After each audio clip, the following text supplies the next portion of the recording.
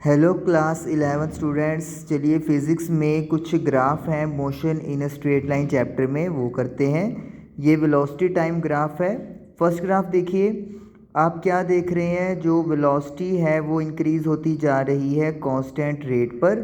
तो ये जो ग्राफ है वो आपको किस चीज़ का रिप्रेजेंटेशन कर रहा है? Motion in positive direction with positive acceleration, यानी कि आपकी जो गाड़ी है वो आगे आगे मूव कर रही है और एक्सेलरेशन पॉजिटिव है, मतलब आप स्पीड या वेलोसिटी इंक्रीज़ कर रहे हैं।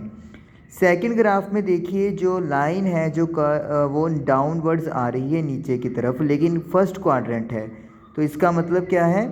मोशन तो पॉजिटिव डायरेक्शन में ही है, मतलब गाड़ी तो आपकी आगे ही जा रही है, लेकिन आप जो वेलोसिटी है वो कम कर रहे हैं, तो इसीलिए एक्सेलरेशन जो है वो नेगेटिव है। तो पॉजिटिव डायरेक्शन तो दोनों में है, लेकिन यहाँ पर एक्सेलरेशन पॉजिटिव है, यहाँ पर एक्सेलरेशन नेगेटिव है। थर्ड में देखिए, जो ग्राफ ड्रॉ है वो फोर्थ क्वाड्रेंट में जा रहा है। तो यहाँ पे ये ग्राफ क्या चीज़ है? Motion in negative direction with negative acceleration.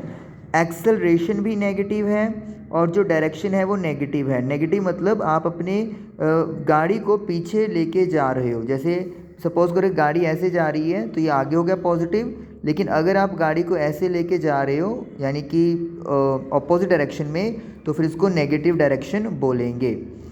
Last fourth graph में देखिए क्या हो रहा है, जो वेलोसिटी है वो डिक्रीज़ होती जा रही है, ज़ीरो पे आ गया और फिर नेगेटिव की तरफ वो चला गया।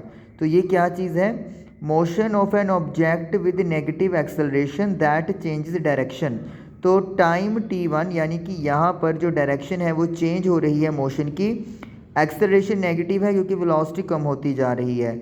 यहाँ से वेलोसिटी कम हुई और ये यहाँ पर आके वो ज़ीरो हो गया, रेस्ट पे आ गया, और फिर उसने पीछे की तरफ जाना शुरू कर दिया। यानी कि सपोज़ करें आपकी गाड़ी ऐसे ऐसे जा रही थी, धीरे धीरे कम होती जा रही थी और यहाँ पे स्टॉप हो गई।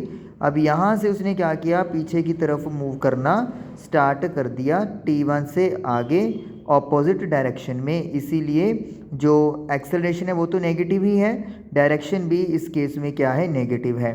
यहाँ से यहाँ नेगेटिव डायरेक्शन पॉजिटिव है, फिर यहाँ से यहाँ डायरेक्शन नेगेटिव हो गई।